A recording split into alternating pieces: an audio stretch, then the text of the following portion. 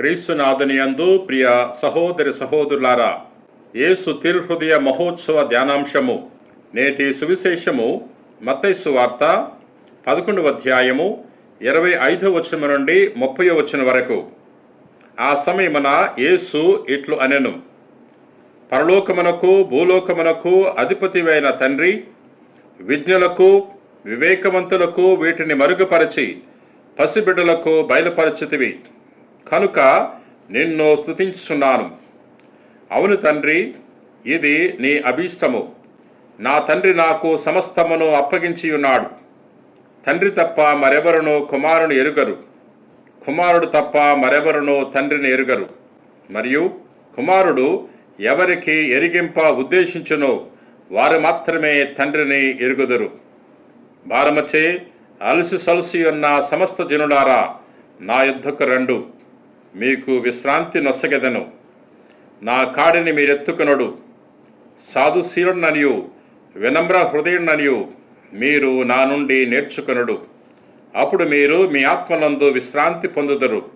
ఇలయనా నా కాడి సులువైనది, నా బరువు తేలికైనది. మనము సాధారణంగా ప్రేమామయుడైన వ్యక్తిని హృదయము గల వ్యక్తిగా పరిగణిస్తాం. ప్రేమ, దయ, కరుణ, సానుభూతి మొదలైన లక్షణాలు ఉంటే మంచి హృదయం గలవాడని అందరూ చెబుతూ ఉంటారు. హృదయము చిత్తవృత్తులన్నిటికీ కేంద్రం. కరుణ రసం హృదయాన్ని నుండి ఉప్పొంగుతుంది. అందుచే హృదయము ప్రేమకు చిహ్నము. అందుకే మన హృదయానికి ఎంతో ప్రాముఖ్యతనిస్తూ ఉంటాం.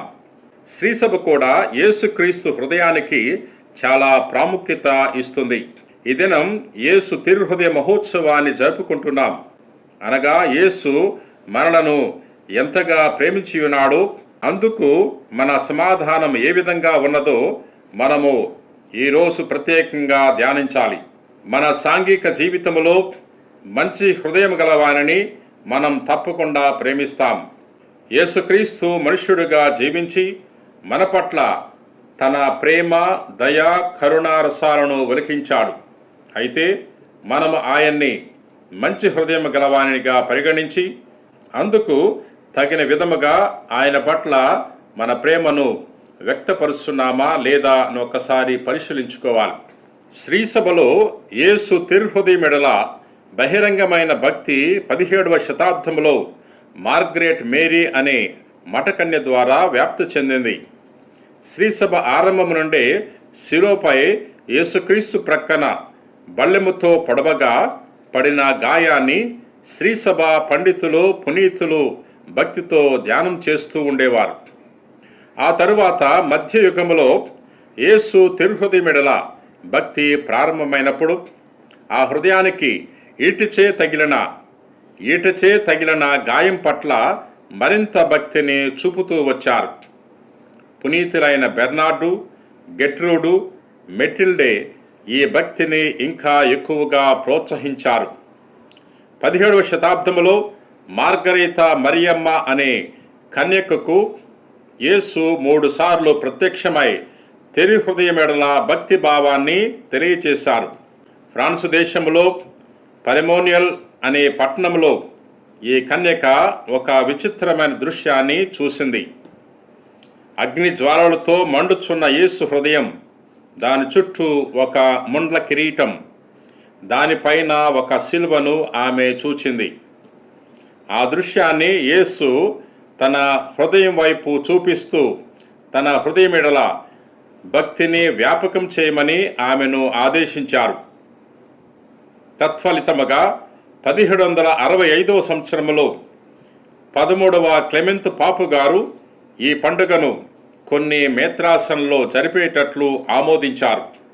ఆ తరువాత 9వ భక్తినాథ పాపు గారు 1856వ సంవత్సరము ఆగస్టు 23వ తేదీన ఈ పండుగను శ్రీసభ యావత్తు గొప్పగా జరిపేటట్లు అధికార పత్రం ద్వారా ఆదేశించారు. ఆ పైన 13వ కేసరి పాపు గారు 1889వ సంవత్సరంలో ఈ పండుగను ప్రథమ స్థాయి పండుగగా నియమిస్తూ తమ విశ్వలేఖ ద్వారా శ్రీసభ యావత్తును తిరుహృదయానికి అంకితం చేశారు. ప్రియ సహోదరి సహోదరులారా, ఈ పండుగ ముఖ్య ఉద్దేశం యేసు మన పట్ల చూపిన ప్రేమను గ్రహించి తిరిగి ఆయనను తగిన విధముగా ప్రేమించటమే. మన క్రైస్తవ జీవితమంతా దీనిలోనే ఇమిడి ఉన్నది. యేసును మనము తగిన విధముగా ప్రేమించాలంటే ముందు ఆయన ప్రేమను అర్థం చేసుకోవాలి. పునీత యోహాను కూడా అదే చెబుతున్నారు. దేవుడు ప్రేమ స్వరూపుడు. ఏ వ్యక్తి ప్రేమామయుడై జీవించునో అతడు దేవుని యందును, దేవుడు అతని యందును ఉండును. దేవుడు మనలను మొదట ప్రేమించుట చేతనే మనమును ప్రేమింతము. యోహాను సువార్త 4వ అధ్యాయము 16వ వచనం నుండి 19వ వచనం వరకు. మార్గరీత మరియగాంచిన దృశ్యములో యేసు హృదయము అగ్నిజ్వాలలతో మండుతుంది. అగ్నిజ్వాలలు ప్రేమకు చిహ్నము. అనగా యేసు హృదయం మానవుల పట్ల ప్రేమాగ్నిచే మండిపోతుంది. యేసు తన బహిరంగ జీవితంలో అట్టి ప్రేమను వ్యక్తపరిచాడు. రోగులను, బాధపడు వారిని చూచినప్పుడు ఆయన హృదయము కరిగిపోయింది. నిస్సహాయులై బాధలతో మ్రగ్గుచూ కాపరలేని గొర్రెల వలె చెదరియున్న జనసమూహమును చూచి ఆ కరుణామైన కడుపు తరుక్కొనిపోయెను. మత్తయి సువార్త 9వ అధ్యాయము 36వ వచనము. ఆకలి కొనియున్న ప్రజలను చూచి ఆయన ఎంతో జాలిపడ్డాడు. ఈ జనులు 3 దినముల నుండి ఇక్కడ ఉన్నారు. వీరికి తినుటకు ఏమీయో లేదు.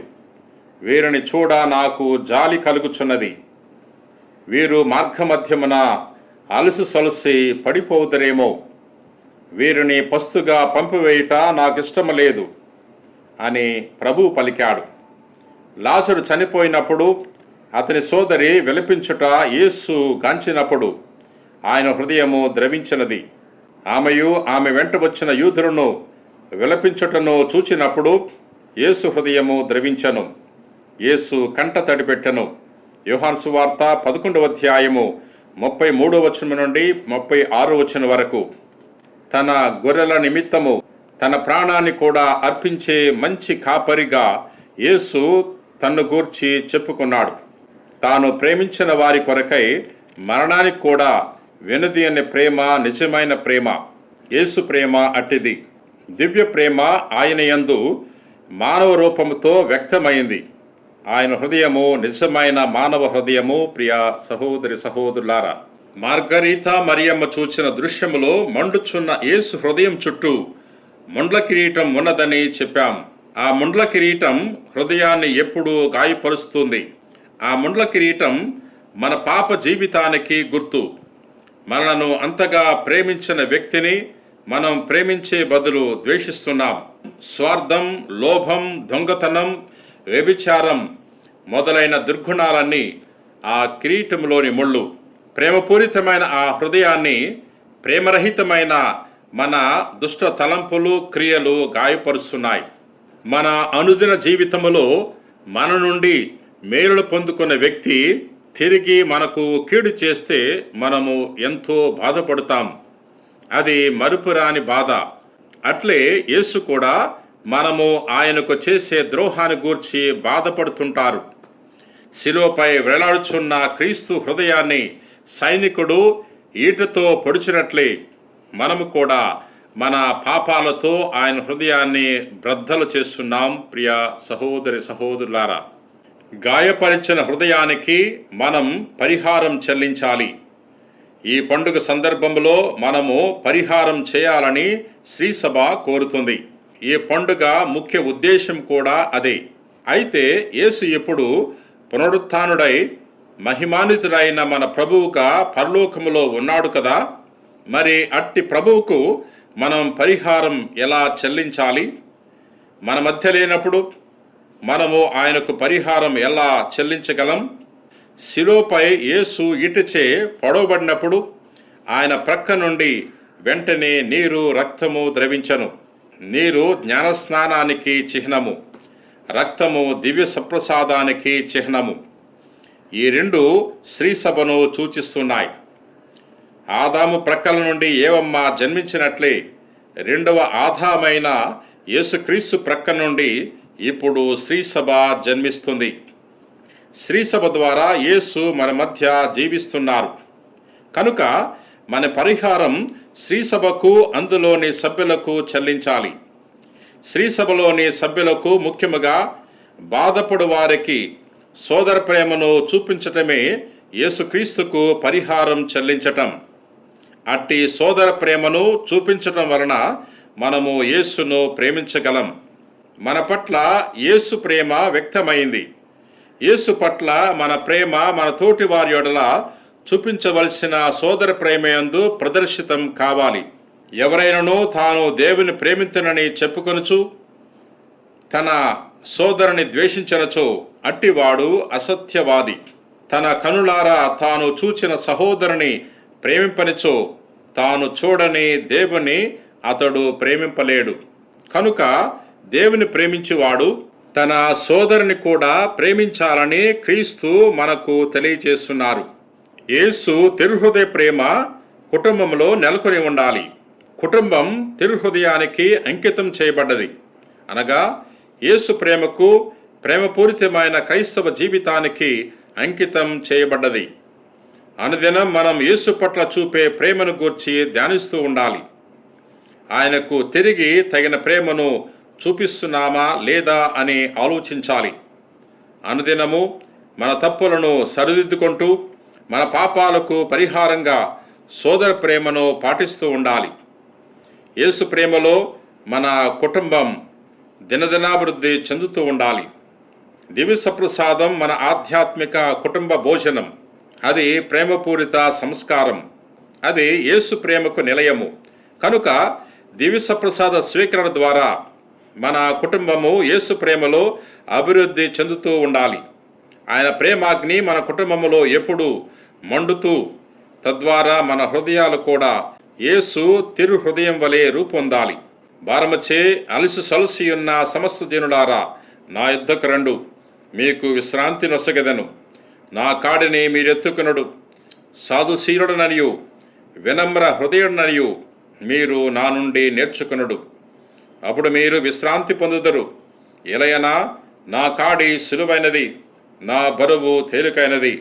మత్తయి సువార్త 11వ అధ్యాయము 28వ వచనం నుండి 30వ వచనం వరకు. ప్రభు హృదయము నుండి మనము నేర్చుకోవాలి. ఆయన హృదయములో మనము విశ్రాంతి పొందాలి. ప్రియ సహోదరి సహోదరులారా, ప్రార్థన చేసుకుందాం. ప్రేమకు శాంతికి నిలయమైన ప్రభువా, ఈ రోజున యేసు తిరుహృదయ మహోత్సవాన్ని కొనియాడుతున్నాం. ప్రభువా, మేము దేవుని ప్రేమిస్తున్నాం అని చెప్పుకుంటున్నాం, కానీ మా సహోదరులను ప్రేమించలేకపోతున్నాం. మా సహోదరులను చూసి అసూయపడుతున్నాం, వారిని ద్వేషిస్తున్నాం, వారిని మోసం చేస్తున్నాం. ఈ తిరుహృదయ మహోత్సవం సందర్భముగా మేము దేవుని నుండి పొందుకున్న ప్రేమను ఇతరులతో పంచుకునే వాక్యాన్ని దయచేయమని మా నాథుడైన క్రీస్తు ద్వారా మనవి చేయుచున్నాం తండ్రి. ఆమెన్.